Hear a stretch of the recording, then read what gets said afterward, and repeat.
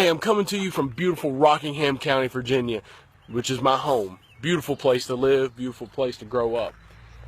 We are standing on the Cross Keys battlefield. Might not look like it, but we are on the battlefield. Behind me is the Cross Keys Cemetery. Now, in that cemetery, the 15th Alabama was there. They were actually in the cemetery loading their weapons at the beginning of this battle. However, the 15th Alabama is not going to stay there. They are going to be all over this field. I'll pan around a little bit. As you can see behind me, it's a lot of farmland.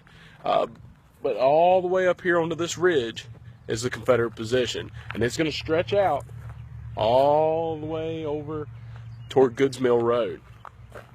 So this battle is going to pit Richard S. Ewell against John C. Fremont. Fremont of the Union Army, Ewell of the Confederate Army. Ewell was part of General Jackson's command, Stonewall here in the valley.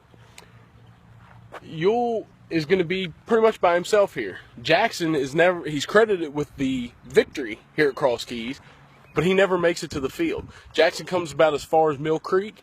The dispositions are good. He goes back to Port Republic. So he's going to entrust Ewell to fight this battle. Now this is huge for Jackson because Jackson normally doesn't do that. He's a very secretive man. He's very, he has his plans the way that he wants them. And so it's very huge that Jackson would allow this to happen.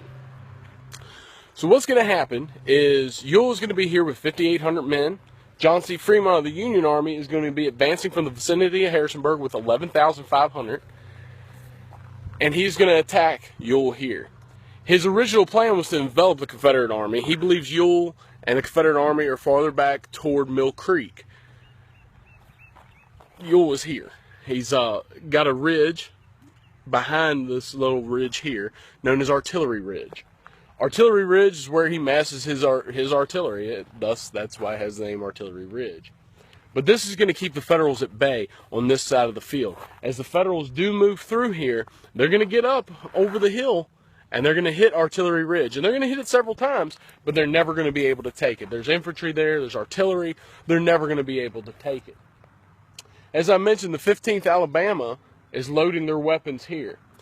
They're going to start the battle here. They're going to back up. They're going to end up in the middle of the field. And then at the end of the battle, they're going to be on the other end of the field.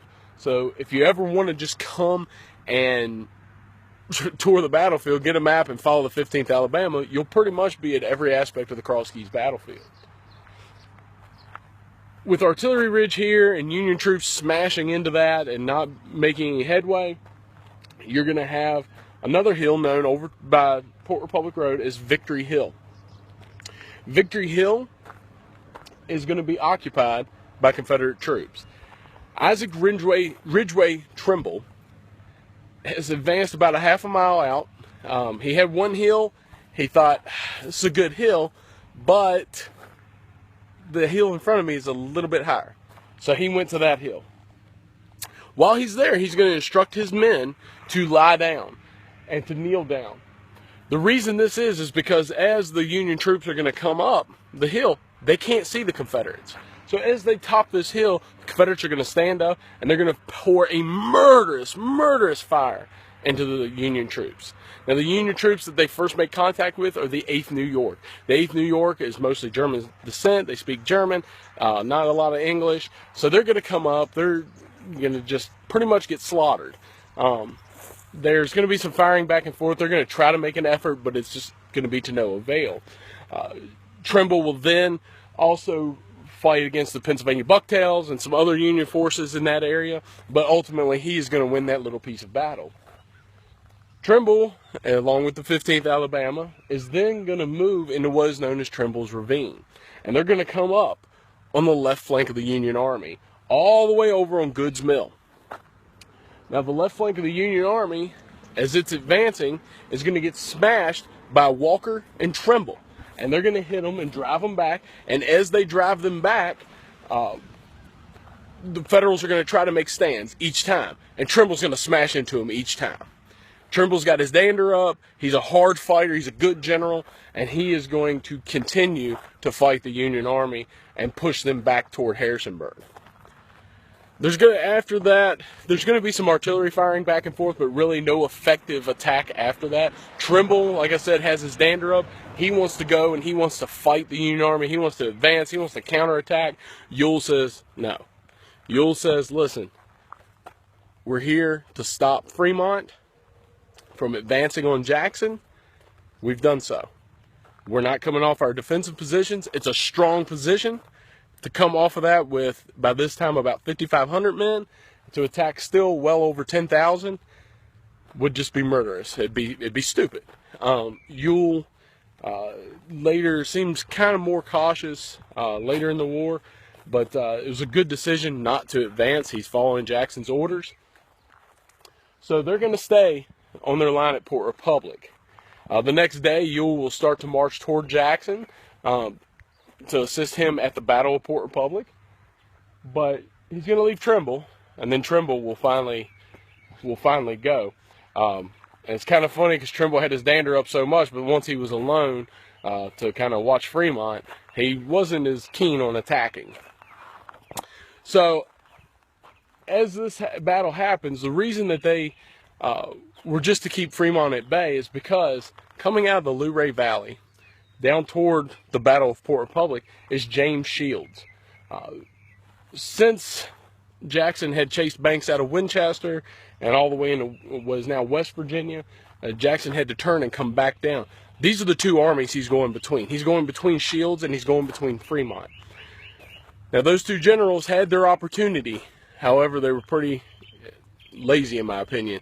They didn't believe Jackson was moving as quickly as he was. They didn't believe Jackson was where he was. Jackson is going to burn bridges in the Luray Valley to keep Shields over there.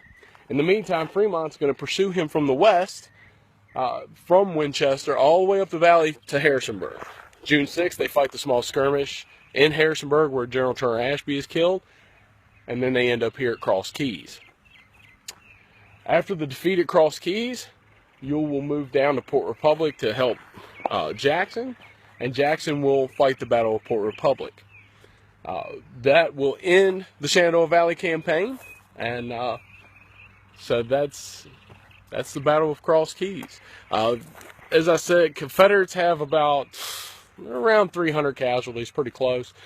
Federals a little more, about 667, 668, somewhere around there. Pretty high number.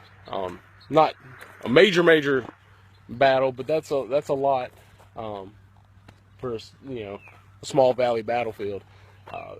There's plenty to see here at Cross Keys. As I said, I'm at the Rewington Club. This is Battlefield Road in Rockingham County. There's some signs here, and you've got the cemetery, which have some graves in it of Civil War soldiers. You can just stand here and you can look at the farmland and see the beautiful terrain as it was. Again, Artillery Ridge. If you go up Port Republic Road, you make a right on Artillery Road, that'll take you to Artillery Ridge. If you are still on Port Republic Road and you make a left on the Goods Mill Road, that will take you to the flank and the last attacks of this battle. And then if you go farther down, there's a place called Mill Creek Church. Mill Creek Church, after the battles of Cross Keys and Port Republic, was used as a hospital. And it's said that at the original church that arms and legs were stacked to the second story. So just imagine the carnage here. It's very peaceful now. It's a beautiful day. But in 1862, June 8th and June 9th were very, very bloody days in the American Civil War. Thank you for watching. If you want to preserve some more of these battlefields, please look up the Shenandoah Valley Battlefields Foundation. They will take a donation and they will put it to good use. If you like what I do, you can look me up on Facebook. It's Aaron Seaver, and in parentheses it should say Aaron's Civil War Travels. Or you can look me up on YouTube under Aaron Civil War Travels. We've got some videos there. The video you're watching will be uploaded. So I'd appreciate your support, and just keep loving history. Thank you.